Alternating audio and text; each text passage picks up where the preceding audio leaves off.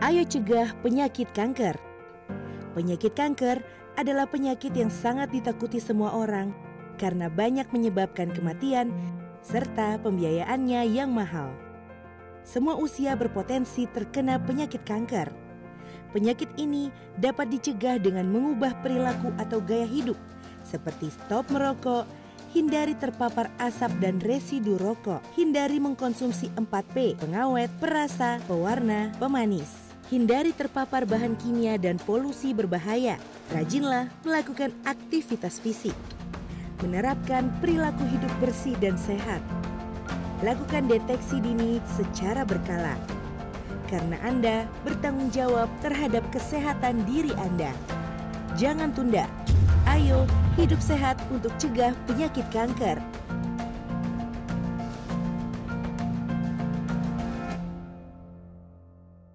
Masih ada yang khawatir divaksinasi. Iya Pak kata orang-orang kalau habis divaksinasi suka demam, kemerahan, bengkak di tangan nih.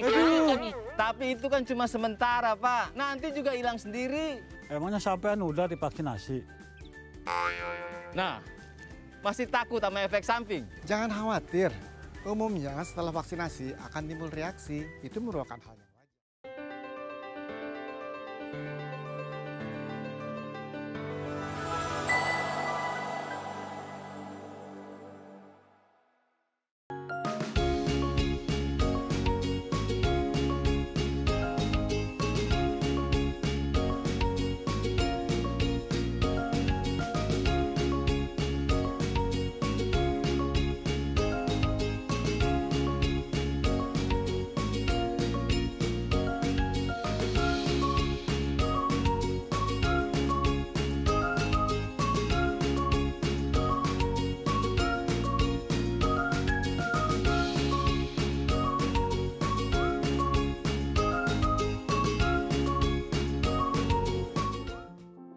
Assalamualaikum warahmatullahi wabarakatuh. Halo sahabat SJTV yang berbahagia, bagaimana kabarnya pada hari ini?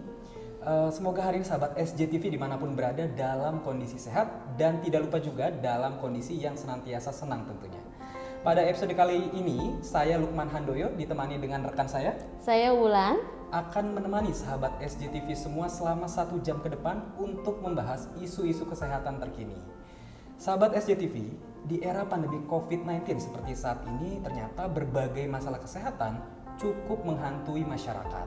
Bukan hanya masalah kesehatan fisik saja ternyata Mbak Ulan, tetapi juga masalah kesehatan mental atau jiwa. benar. Ya. Jadi hal ini dikarenakan banyaknya pemberitaan, salah satunya ya banyaknya pemberitaan baik di stasiun TV maupun di sosial media tentang perkembangan COVID-19. Mungkin maksudnya si pembuat berita itu positif ya untuk terus menginfokan perkembangannya dan untuk menghimbau warga supaya tetap waspada. Namun pada kenyataannya itu menimbulkan masalah tersendiri ya ternyata bagi orang-orang mental. jadi mungkin kayaknya cemas atau mungkin gelisah gitu ya, yang mengarah-arah ke psikologisnya gitu ya. Bahkan kemarin saya baca juga data dari WHO atau Organisasi Kesehatan Dunia menunjukkan ada peningkatan sejak COVID-19 sebanyak 25% kasus gangguan jiwa. Nah ini menjadi isu yang menarik banget ya, karena kalau orang mungkin sakit fisik ngeluh gampang kayaknya, banyak Bener orang banget. dideteksi, tapi kayaknya kalau jiwa Nggak sadar, jarang. iya, karena nggak Banyak orang sadar. yang nggak Bahkan tidak mengakui, aware juga. nggak Iya, aware, betul. sekali. Hari ini Sapa Nakes mengangkat topik tentang menjaga kesehatan jiwa di era pandemi COVID-19. Dan telah hadir bersama kita seorang bintang tamu yang sangat luar biasa yang akan mengupas tuntas tentang kesehatan jiwa. Langsung saja kita sambut Ibu Nurse Sri Supami MKes. Halo Ibu. Halo Mbak. Sehat Ibu? Bulan. Alhamdulillah. Alhamdulillah. Pak Seger Lukman banget ini. sehat. Bagus sekali ya.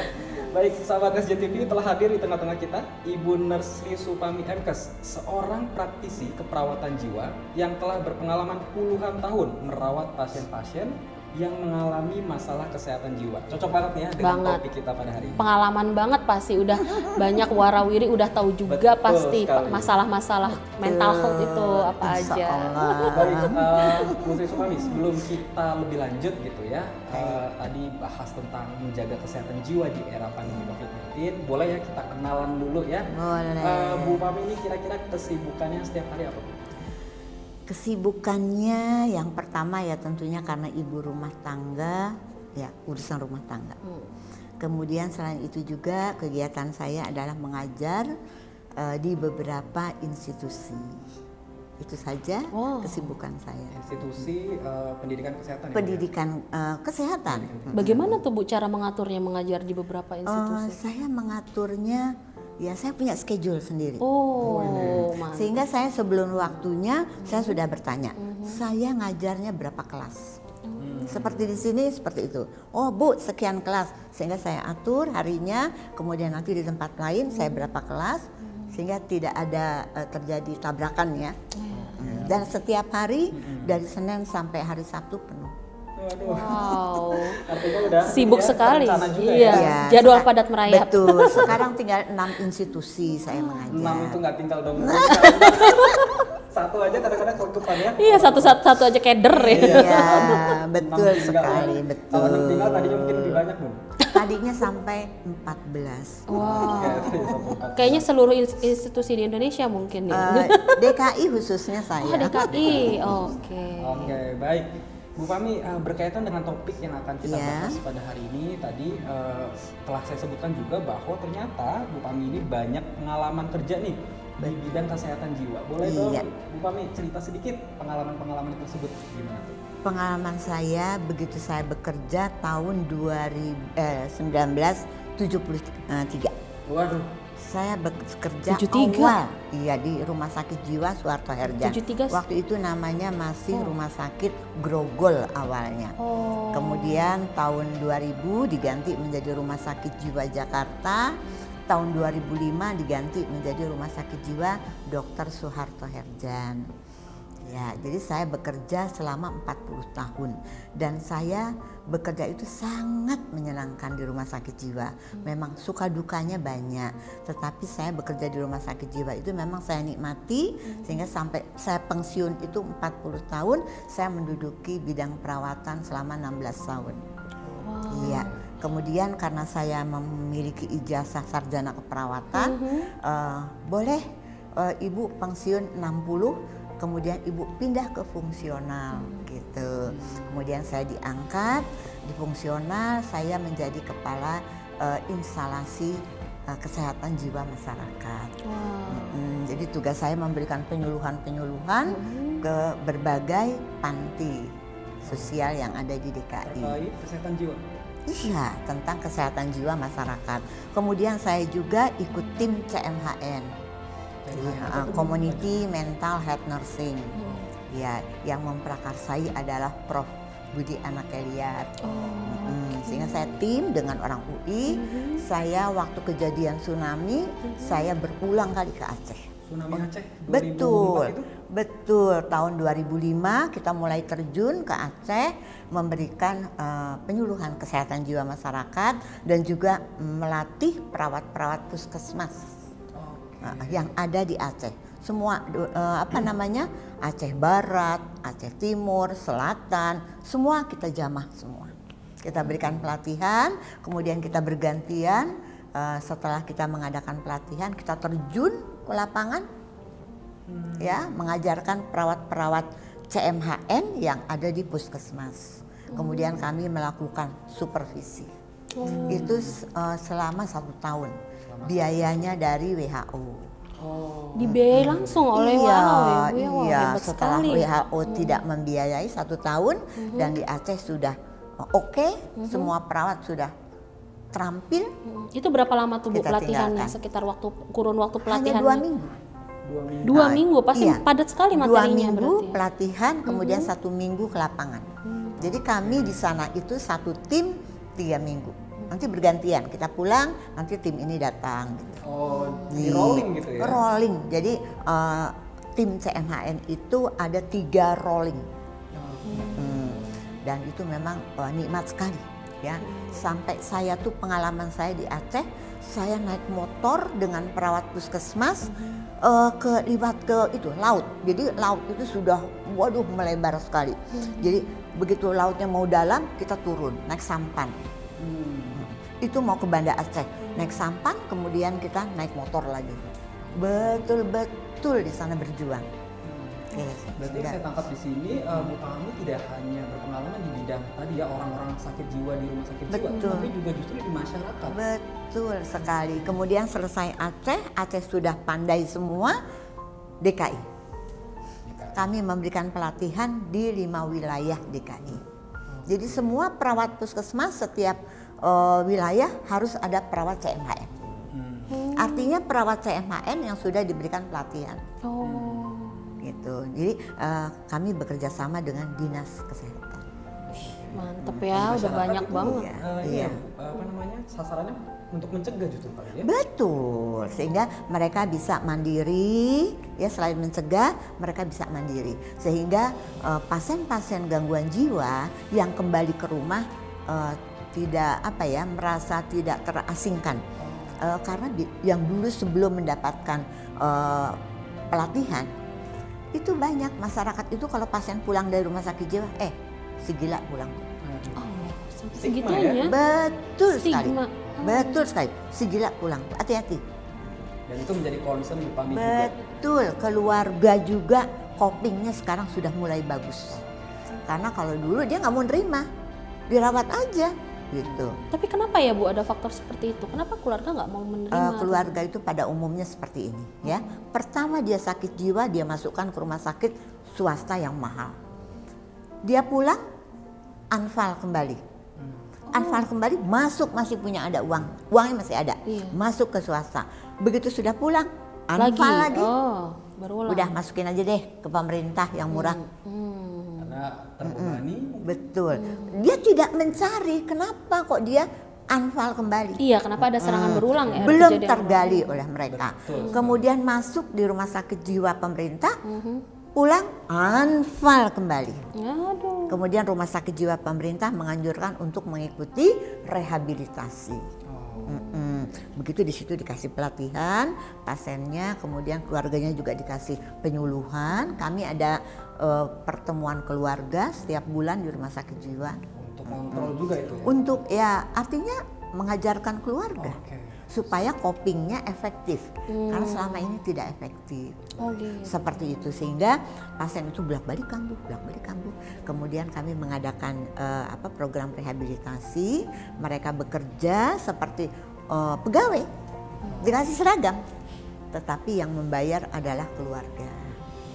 Artinya yang menggaji itu keluarga, tetapi pasien taunya rumah sakit. Jadi kerjasama antara rumah sakit dengan keluarga. Harus ada kesinambungan gitu ya? Betul, sampai sekarang itu masih berjalan.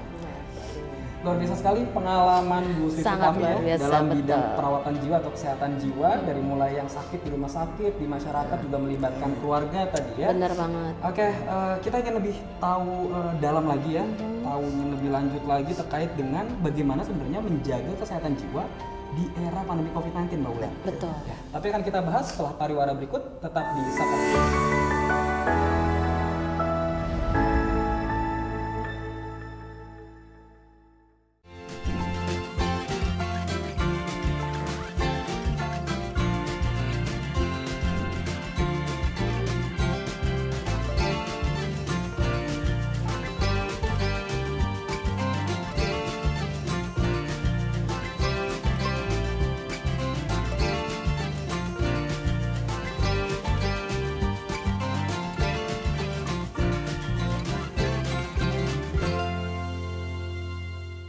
Ayo cegah penyakit kanker. Penyakit kanker adalah penyakit yang sangat ditakuti semua orang karena banyak menyebabkan kematian serta pembiayaannya yang mahal. Semua usia berpotensi terkena penyakit kanker. Penyakit ini dapat dicegah dengan mengubah perilaku atau gaya hidup seperti stop merokok, hindari terpapar asap dan residu rokok, hindari mengkonsumsi 4P, pengawet, perasa, pewarna, pemanis. Hindari terpapar bahan kimia dan polusi berbahaya. Rajinlah melakukan aktivitas fisik. Menerapkan perilaku hidup bersih dan sehat. Lakukan deteksi dini secara berkala. Karena Anda bertanggung jawab terhadap kesehatan diri Anda. Jangan tunda. Ayo hidup sehat untuk cegah penyakit kanker.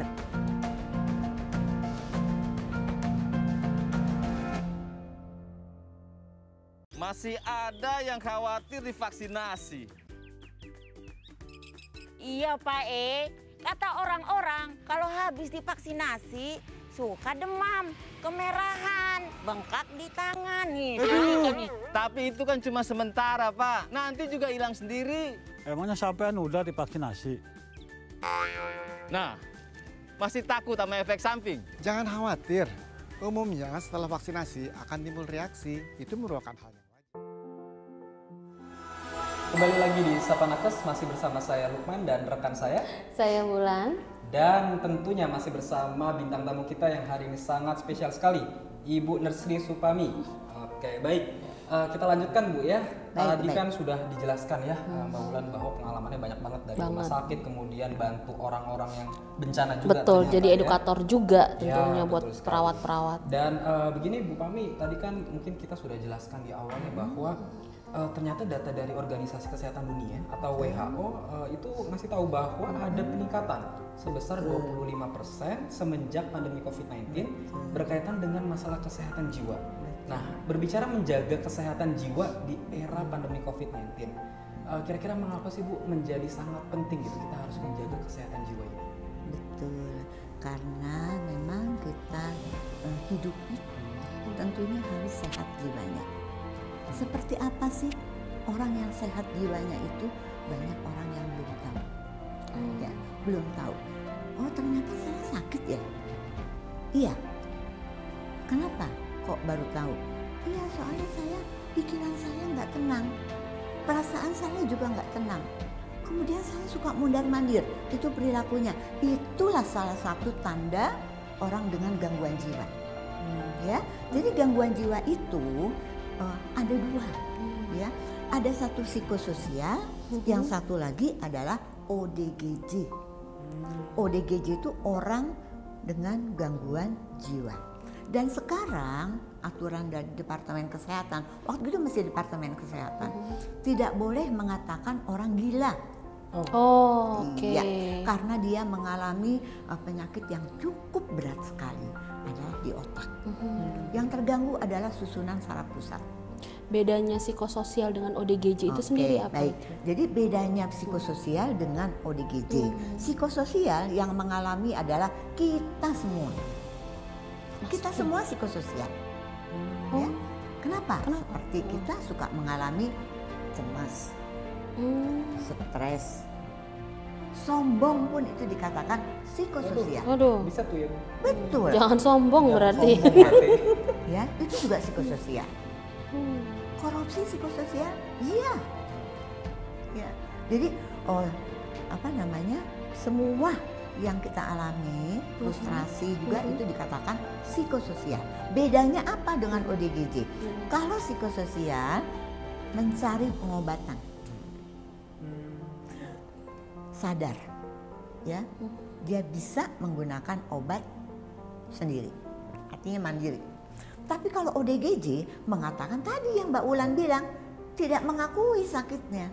Oh. Sehingga banyak mahasiswa begitu mengkaji pasien di rumah sakit jiwa, Bu, nggak sakit Bu, orang dia yang masukin keluarganya kok. Gitu. Itulah dia sakit. Tapi dia sadar saat dia tidak mengakui itu. Dia berkata, dia sampaikan itu. Pasien jiwa sadar Mbak Ulan. Ya, dia bisa bicara dengan baik, tetapi terganggu. Apa yang terganggu? Orientasinya yang terganggu. Karena kalau pasien jiwa sudah terganggu orientasi realitasnya, bicaranya bagus, tetapi tidak sesuai dengan realitas. Oke, ngomongnya ngalor ngidul. Betul sekali. Halu kalau istilah kekiniannya halusinasi. Jadi yang terganggu orientasi realitas itu diantaranya halusinasi dan waham. Dan itu termasuk ODGJ ya? Betul Sudah sekali. termasuk ODGJ. Dan tentunya ada penyertanya. Apa penyertanya? Isolasi sosial. Jadi isolasi sosial itu sebetulnya bukan gangguan jiwa. Itu hanya menyertai penyakit jiwa. Gitu ya. Jadi orang pada umumnya nggak ngerti. Orang saya nggak sakit jiwa juga. Iya, Nah, rata-rata barusan orang. kamu cemas bilangnya. Cemas itu adalah psikososial. Itu yang belum dipahami oleh masyarakat ya. Jadi kondisi pandemik ini banyak orang yang mengalami stres, Betul. cemas, Betul. ya, frustrasi. Betul. Kenapa dia frustrasi? Karena tujuan tidak tercapai. Iya. Apalagi yang tadinya mau kerjaan, mau ngerjain ini itu jadinya karena pandemi WFH gitu kan. Di PHK betul banyak banget. Hasilnya dia tidak ada lagi, ya. Nah, ekonominya lah Betul, menurun. betul. Nah, itu untuk orang tua. Untuk anak-anak bagaimana? Memang anak-anak memang senang dengan PJJ itu, ya. Dia sudah bosan, Iya. ya. Pengen ketemu sudah teman. bosan. Ya, jadi dia pengennya itu PTM. Iya. Tatap muka langsung. Betul. Karena bisa sekalian main sama teman-temannya. Betul, dia sudah kangen sekali 2 tahun loh pas bulan Betul, ini. betul. Ya, jadi semuanya cemas. Jangan dikira hanya orang tua saja yang cemas. Makanya meningkat menurut WHO. Iya, banyak anak-anak sekolah juga cemas. Dosen pun cemas. Iya enggak?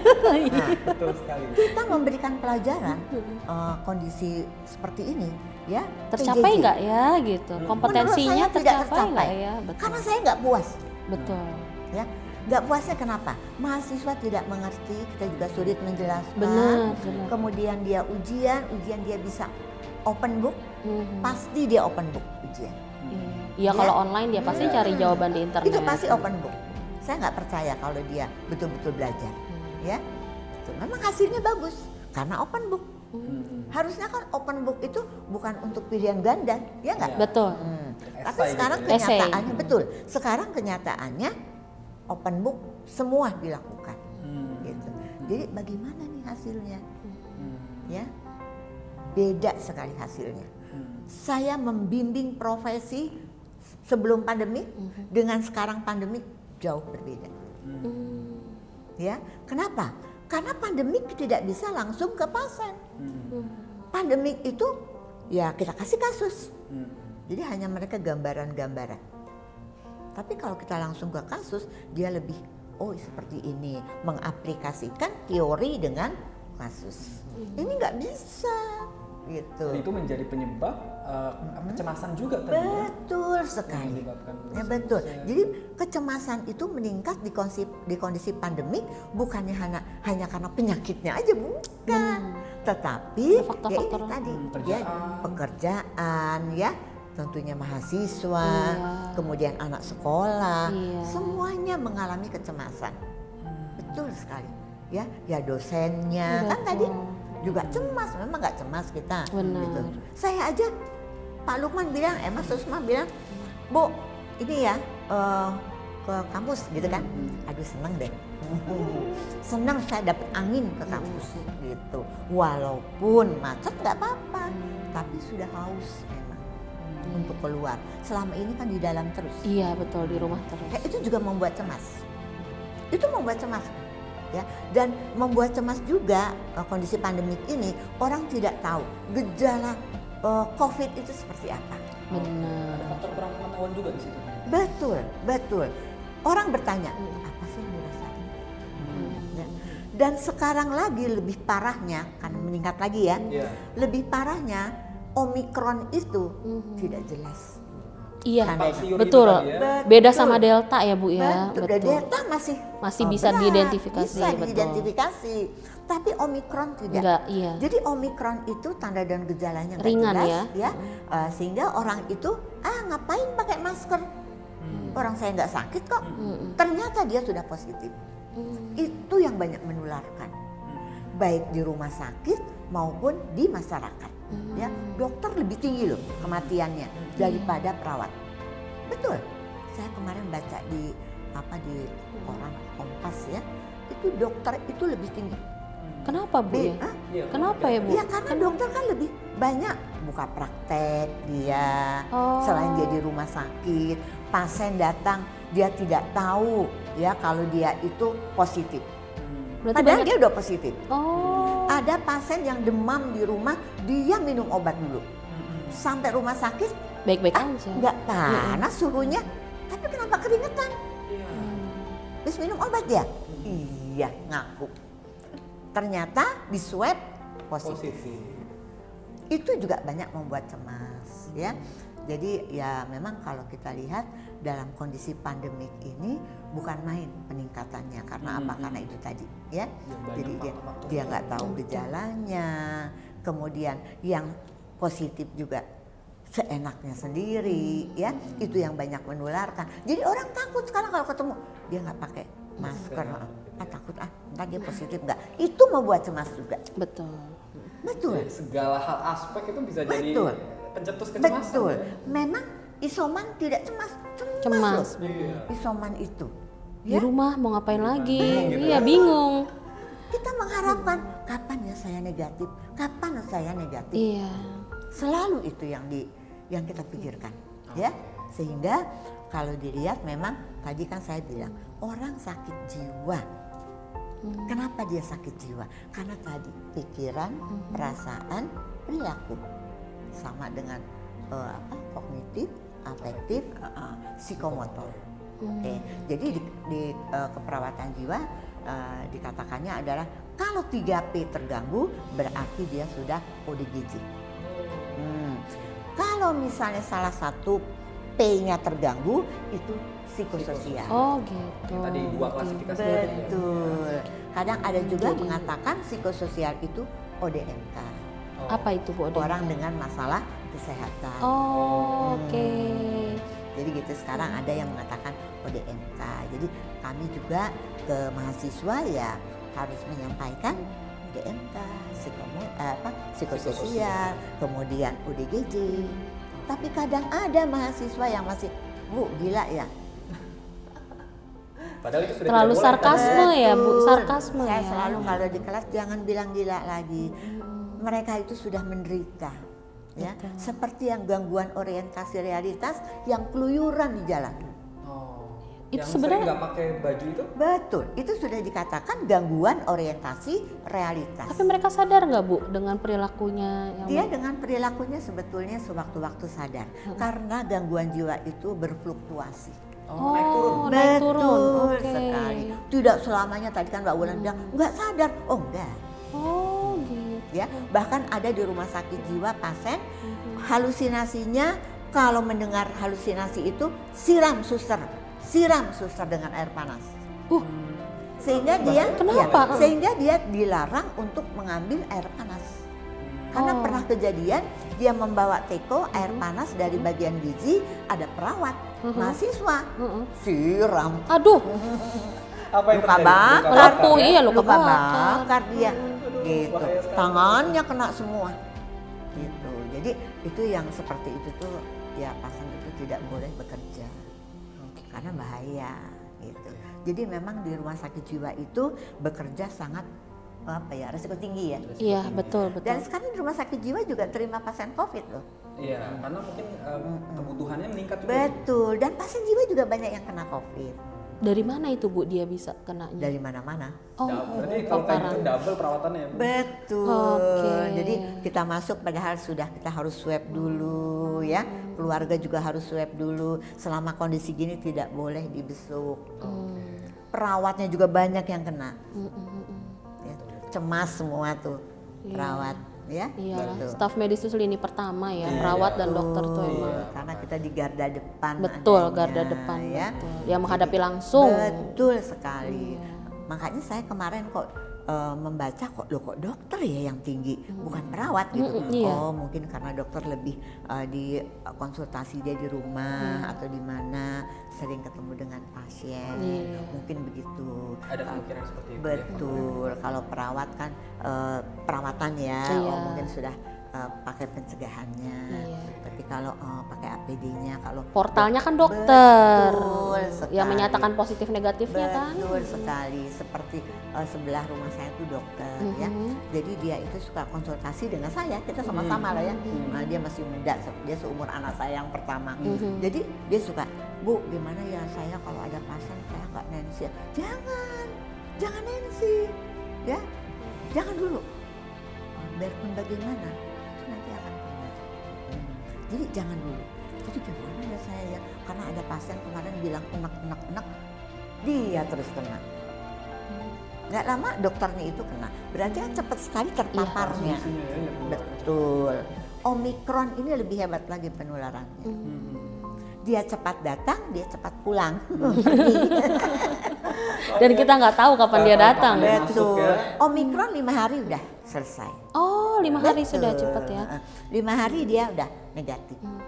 Tapi kalau Delta dulu iya lama Bu. Ya, Harus nunggu sampai 14 hari, 15 hari. Kalau dan memang waktu Delta banyak yang mempunyai penyakit komorbid lah ya. Itu banyak yang plus ya. Ada penyerta sebelumnya gitu ya. Betul. Itu banyak yang plus. Nah, kalau sekarang lebih sedikit kematiannya daripada waktu Delta. Baik, luar biasa sekali Bu Pami dengan pengalamannya tadi juga ya. Ternyata memang menjaga kesehatan jiwa mental ini di era pandemi COVID-19 menjadi sangat penting ya, karena banyak faktor pencetusnya dan memang nggak kita sadari gitu ya. Tapi Bu Pami mungkin kita ingin tahu juga nih berkaitan dengan masalah kesehatan jiwa. Sebetulnya memang kan faktornya tadi banyak, tapi ada nggak sih yang mungkin dia lebih beresiko atau dia lebih rentan kena masalah kesehatan jiwa? Ada nggak kondisi orang-orang seperti itu? Ada kondisi seperti itu. Salah satunya yang paling banyak adalah yang mempunyai keturunan. Ya, yang mempunyai keturunan. Itu betul-betul harus pencegahannya kuat. Ya, karena kalau orang tuanya sudah sakit jiwa, tolong tidak anaknya saja yang akan kena, tapi cucunya pun akan kena dan seterusnya. Jadi menurun ya Bu? Menurun. Nah, itu terutama adalah laki-laki. Karena kan kalau laki-laki faktor X. Aduh. Ya kan? Kalau bahaya. Betul. Kalau perempuan dia hanya membawa. Membawa tapi bisa menurunkan ya. Tapi kalau yang ayahnya itu bukan main hebatnya, karena kami pernah punya pasien anaknya 5, 2 perempuan, 3 laki-laki sakit semua dengan gangguan alam perasaan. Apa tuh maksudnya? Ya, gangguan alam perasaan itu seperti emosi. Jadi dia menangis ya, kadang berteriak. Sendiri, terjadi dengan sendirinya? Mungkin nggak dia halusinasi, mungkin ya. Karena yang paling banyak adalah halusinasi. Jadi si pasien ini memang betul-betul ya menurunkan sekali ayahnya ini. Jadi ayahnya, anaknya 2 laki, kemudian dengan 2 lagi perempuan. Jadi 5 orang tuh dirawat sama-sama. Ibunya dari naik mobil, turun mobil, kemudian naik angkot. Habis uang. Dulu belum ada BPJS.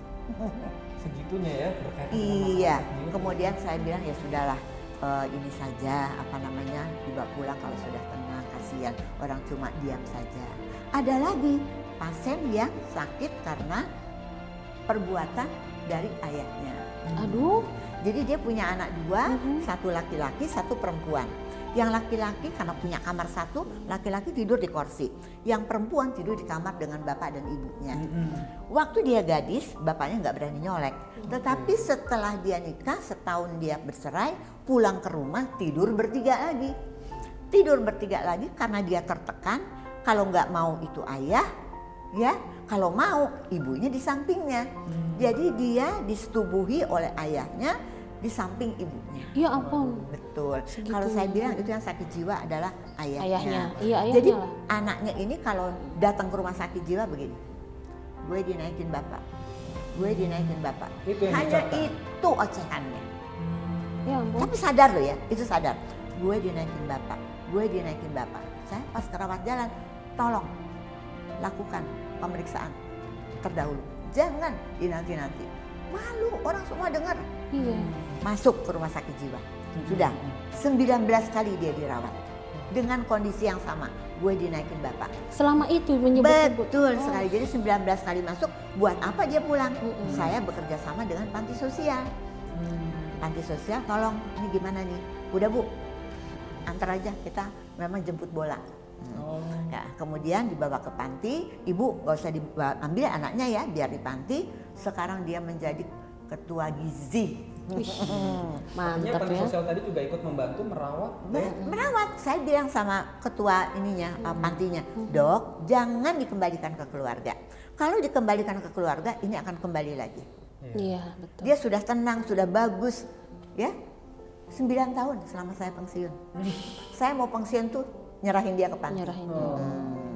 Baik, luar biasa sekali Bu Pami. Ternyata masalah kesehatan jiwa di masyarakat kompleks sekali. Bahkan Banget. tadi ada Kompleks yang sekali. masalahnya gangguan jiwanya gara-gara mungkin si bapaknya Ya, gara-gara orang tua sendiri. Iya. sangat Jadi multifaktorial. banyak faktor yang mempengaruhi, ya. Jadi tidak hanya keturunan saja, traumatis juga itu sangat. Baik, ya, dan itu harus disadari betul oleh masyarakat begitu ya, Bu, ya. Kalau yang temperamen itu Bu, apa bisa disebut dengan psikososial juga? Bisa psikososial. Makanya orang yang suka seujon dengan orang, temperamennya yang mudah marah, Iya, mudah kesinggung sedikit-sedikit gitu. suka memukul orang, itu psikososial. Psikososial juga. Karena ya. masih realitas ya. Iya. Tapi kalau sudah bicara sendiri, dia sudah tidak realitas lah, mundar mandir ya. Artinya perilakunya itu sudah sudah ganjil katanya. Itu sudah betul. Jadi kita sudah bisa mendeteksi juga dari awal kalau kita terlalu berlebihan perbincangan kita pada mungkinkah ada masalah di kitanya. Betul. Oke, menarik sekali Mbak Wulan perbincangan kita pada perbincangan kita Baik. lebih lanjut dengan masalah-masalah juga di pandemi COVID-19. Kita akan lanjutkan Bu Pami perbincangan kita lebih lanjut berkaitan dengan masalah kesehatan jiwa. Tetap di Sapana Podcast.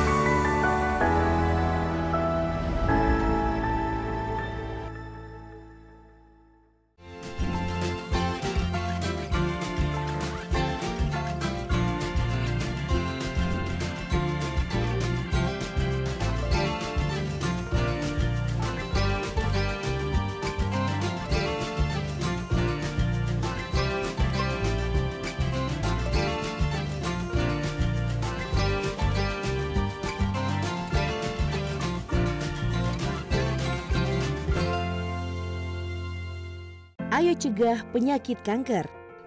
Penyakit kanker adalah penyakit yang sangat ditakuti semua orang karena banyak menyebabkan kematian serta pembiayaannya yang mahal. Semua usia berpotensi terkena penyakit kanker.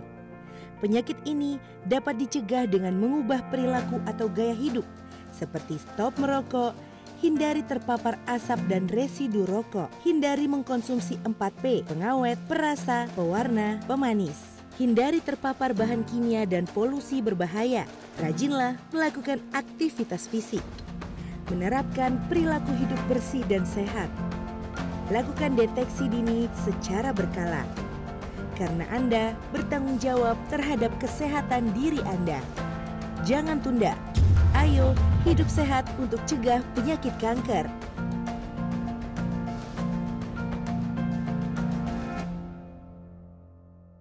Masih ada yang khawatir divaksinasi. Iya Pak kata orang-orang kalau habis divaksinasi suka demam, kemerahan, bengkak di tangan nih. Tapi itu kan cuma sementara, Pak. Nanti juga hilang sendiri. Emangnya sampean udah divaksinasi? Nah, masih takut sama efek samping? Jangan khawatir. Umumnya setelah vaksinasi akan timbul reaksi. Itu merupakan hal. Kembali lagi di Sapana Plus masih bersama saya Lukman dan tentunya rekan saya. Ulan. Oke, dan juga masih bersama Bu Pami ya yang tadi sudah banyak sekali membahas tentang bagaimana menjaga kesehatan jiwa di era pandemi COVID-19. Baik Bu, tadi kita udah banyak banget nih ngobrol ya berkaitan dengan kenapa menjadi penting nih menjaga kesehatan jiwa. Terus tadi Ibu juga sudah menjelaskan tanda-tandanya ya berkaitan dengan gangguan perilaku ya, faktor-faktornya juga ya. Cuman mungkin di sini kita pengen tahu lebih lanjut nih Bu. Boleh nggak sih seseorang itu dia tahu nih tanda-tanda gejalanya ini terus dia mengklaim dirinya atau menjustifikasi dirinya bahwa dia sedang mengalami masalah kesehatan jiwa. Boleh nggak orang awam mengklaim? Orang awam yang mengklaim Dirinya gangguan jiwa. untuk dirinya ya? Iya. Oke, jadi begini, tadi kan sudah saya sampaikan, kalau psikososial itu dia masih bisa mengakui kalau saya adalah sedang gangguan jiwa. Tetapi kalau sudah ke ODGJ itu tidak mungkin terjadi, ya. Jadi bisa saja, karena gini, orang kalau yang dalam keadaan cemas, kok saya cemas ya, gimana ya? Kok saya sulit sekali ini menghilangkan. Saya jadi cemas terus. Kalau udah cemas akan muncul khawatir. Kalau sudah khawatir, apa yang terjadi? Marah. Itu mekanismenya seperti itu. Kalau sudah marah, berarti saya tentunya akan kehilangan kontrol. Gimana ya saya untuk menghilangkan ini? Oleh karena itu harus tahu penyebabnya. Dan itu tidak bisa menolong diri sendiri seperti itu. Orang awam loh ya, orang awam. Kalau untuk kita seorang perawat ya, itu masih bisa. Ada kemungkinan kita bisa langsung mengatasi karena kita pernah mendapatkan ya teorinya ya, juga kita punya pengalaman. Tapi kalau orang awam nggak ngerti, makanya banyak yang terjadi orang melakukan bunuh diri. Karena tidak tahu harus ke siapa. Betul. Jadi orang bunuh diri itu kenapa sampai terjadi? Awalnya tadi melakukan sesuatu, kondisi cemas, dia tidak bisa mengatasinya, kemudian sampai terjadi marah itu ada dua, marah pada orang lain dan marah pada diri sendiri. Ya, kalau dia tidak bisa mengatasi. Tapi kalau untuk menjudge diri sendiri, saya adalah sakit jiwa, boleh, karena dia sadar ya, dan dalam kondisi psikososial.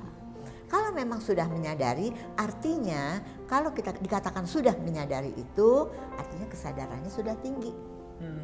Ya, bagaimana untuk mencapai kesadaran tinggi? Eksplorasi diri. Ya. Dan kita harus tahu siapa saya sebenarnya. Itu harus bertanya pada diri sendiri. Tadi untuk mengetahui kalau saya sakit gitu ya. Itu harus bertanya pada diri sendiri. Saya ini sebenarnya siapa sih? Bertanya dan menjawab sendiri. Iya, jadi kita kan bisa bicara dengan diri sendiri kan. Kemudian kita jawab sendiri. Eksplorasi diri dengan teman. Siapa? Teman dekat. Sehingga butuh teman dekat. Dan kalau kesadaran dirinya sudah tinggi, dikasih feedback pun dia mau. Biasanya orang dikasih feedback ada yang nggak mau kan? Iya, nggak terima gitu ya. Betul, berarti kesadarannya belum tinggi. Oke, jadi boleh ya. Yang penting kesadaran sudah tinggi tadi. Jadi apa salah satu tanda sehat jiwa juga memiliki kesadaran yang tinggi? Betul, ya. Jadi orang kalau kesadarannya sudah tinggi, banyak memaklumi orang lain. Oh, begitu ya. Salah satu gitu ya? memahami sekali. Jadi banyak memaklumi. Dia nggak mudah marah gitu. Iya. Jadi orang gini, kenapa sih kamu marah-marah aja? Nah itu berarti orang kesadarannya belum tinggi. Tapi kalau kesadarannya udah tinggi, ada apa ya? Nanti deh saya deketin. Itu perawat jiwa. Artinya ada unsur empati juga yang timbul. Betul. Jadi perawat jiwa itu salah satunya adalah kesadarannya harus tinggi. Baik Bun, tadi bicara berkaitan dengan fenomena tadi seperti singgungnya bunuh diri katanya. Kalau memang dia tidak tahu lagi harus meminta bantuan kepada siapa. Memang normalnya harusnya kalau kita merasa gelisah, cemas dan sebagainya, kepada siapa kita meminta bantuan atau pertolongan? Betul. Jadi memang tadi saya sampaikan kalau mau minta pertolongan ya tentunya sama orang terdekat. Oleh karena itu kita orang hidup itu butuh teman dekat ya untuk curhat tadi. Karena kita tahu orang bunuh diri itu ada yang bunuh diri realitas, ada yang tidak. Kalau yang realitas seperti kita orang sehat, kita bunuh diri, kemudian kita dalam kondisi psikososial, ya kita nggak punya teman dekat, mau kemana curhatnya, kemudian kita terjadilah keputusasaan. Kalau sudah putus asa, itu sudah kehilangan kontrol. Itu pasti akan kita lakukan, ya itu untuk yang realitas. Tapi untuk yang tidak realitas, orang yang berhalusinasi.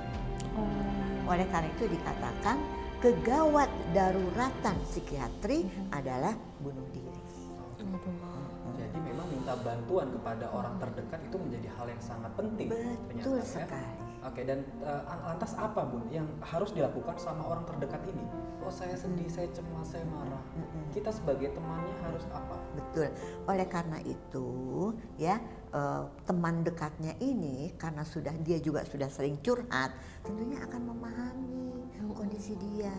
Ya tentunya kalau dia tidak mengetahui, dia bisa tanya kepada orang lain. Bagaimana caranya? Sekarang media banyak kok. Iya betul. Membaca buku bisa, ya dari TV bisa, ya kan? Informasi mungkin di pendidikan bisa. Sekarang banyak media yang bisa kita tahu, ya. Jadi orang yang teman dekatnya itu ya berusaha bagaimana caranya untuk memberikan kepada orang yang minta bantuan tadi, gitu. Iya, dan orang yang minta bantuan biasanya sudah percaya. Oh, saya percaya sama Mas Rukman, karena Mas Rukman pasti akan menolong saya. Oke, baik. Gitu.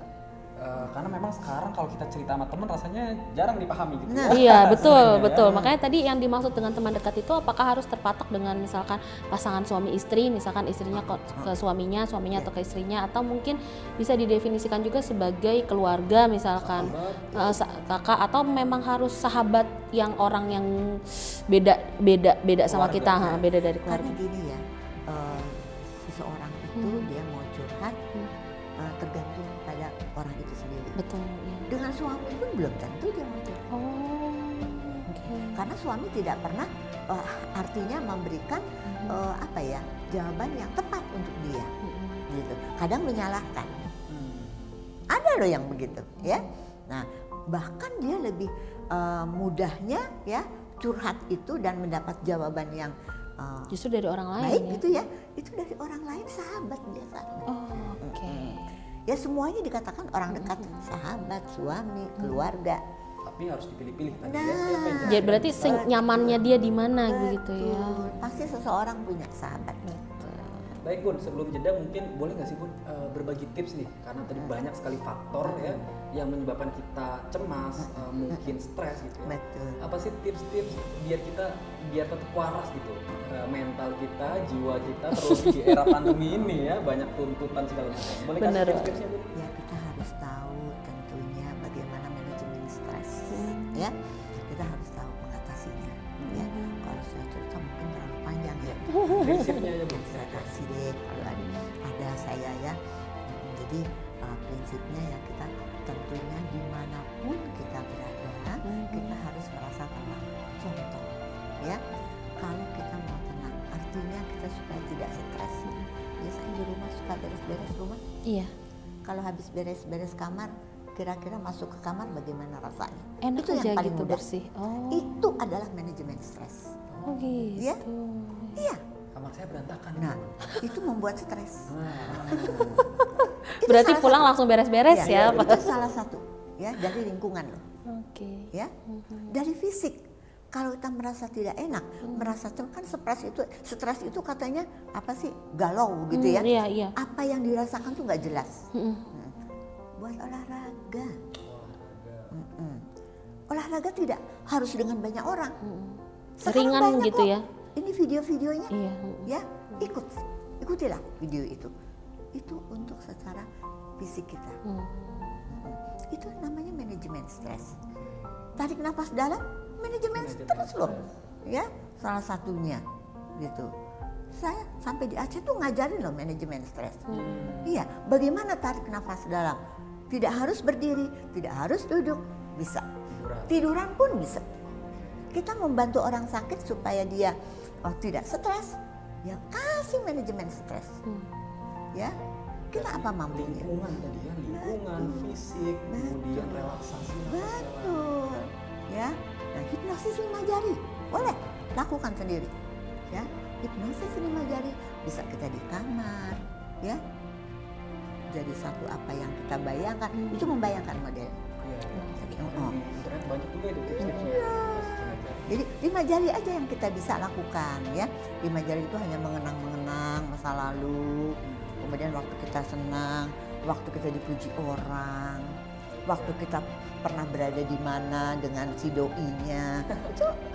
Itu hipnosis 5 jari. Oke. Ingat kenangan lama berarti. Betul. Itu juga saya punya tas ya. Ini nih, saya share. Apa tuh? Manajemen stres. Nanti Rasanya masih pengen banyak ngobrol banget ya. Oke, baik.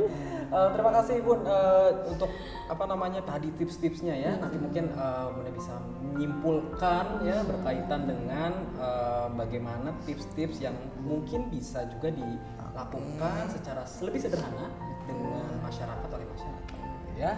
Oke, jangan kemana-mana, tetap di Sapa Nakes masih bersama Bu Sri Suka.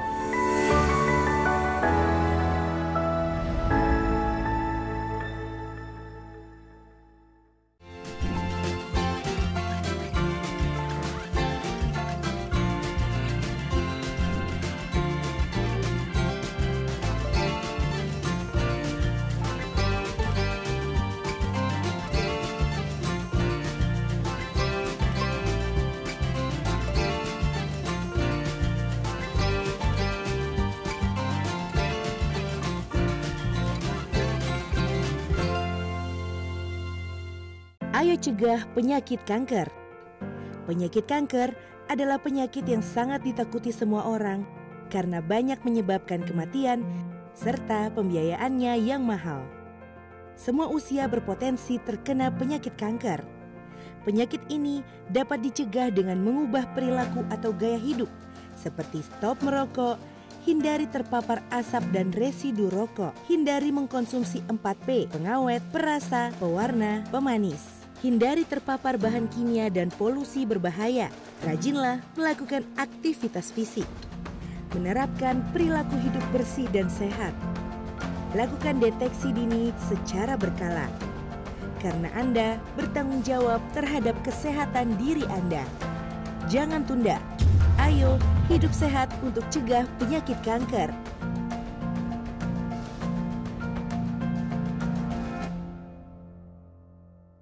Masih ada yang khawatir divaksinasi. Iya Pak kata orang-orang kalau habis divaksinasi suka demam, kemerahan, bengkak di tangan nih. Tapi itu kan cuma sementara Pak, nanti juga hilang sendiri.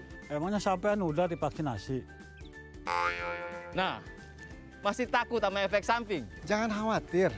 Umumnya setelah vaksinasi akan timbul reaksi. Itu merupakan hal yang wajar.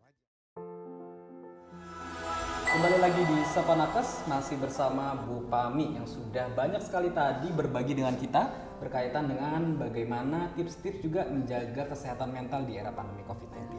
Baik, Bu, boleh nggak sih sebelum kita tutup ya kesempatan kita pada hari ini, kiranya Ibu menyimpulkan atau memberikan pesan-pesan buat masyarakat, terutama bagaimana menjaga kesehatan mental di era pandemi COVID-19. Baik ya, jadi gini, tentunya kalau kita ingin sehat jiwa dulu, ya kita kan tujuannya sehat jiwa, oke?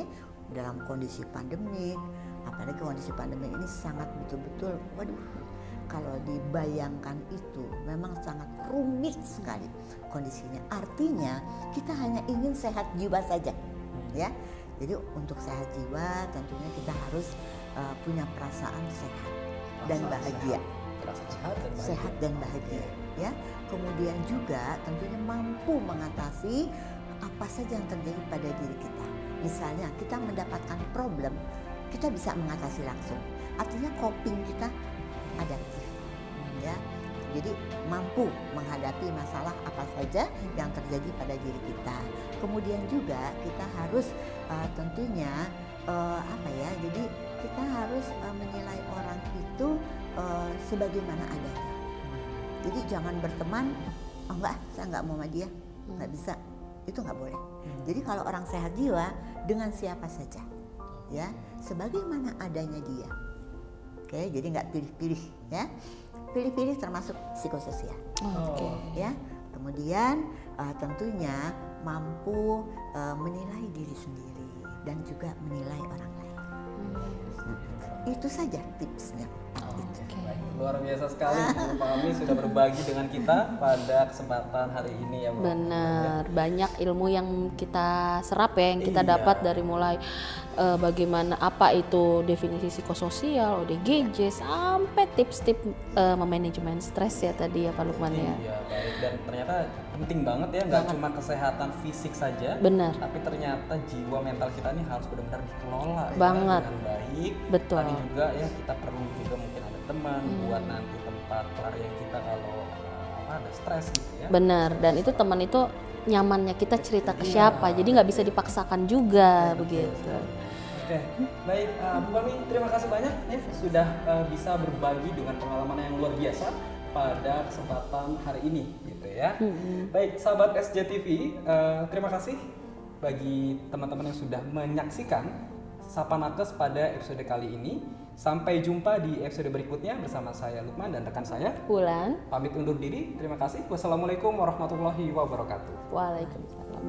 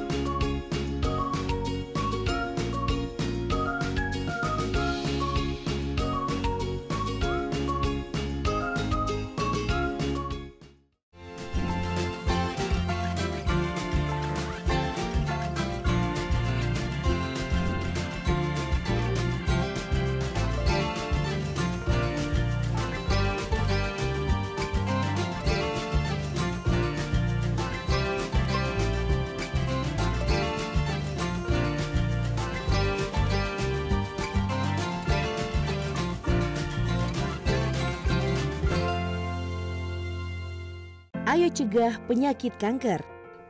Penyakit kanker adalah penyakit yang sangat ditakuti semua orang karena banyak menyebabkan kematian serta pembiayaannya yang mahal. Semua usia berpotensi terkena penyakit kanker. Penyakit ini dapat dicegah dengan mengubah perilaku atau gaya hidup seperti stop merokok, hindari terpapar asap dan residu rokok, hindari mengkonsumsi 4P, pengawet, perasa, pewarna, pemanis. Hindari terpapar bahan kimia dan polusi berbahaya. Rajinlah melakukan aktivitas fisik. Menerapkan perilaku hidup bersih dan sehat. Lakukan deteksi dini secara berkala. Karena Anda bertanggung jawab terhadap kesehatan diri Anda. Jangan tunda. Ayo hidup sehat untuk cegah penyakit kanker.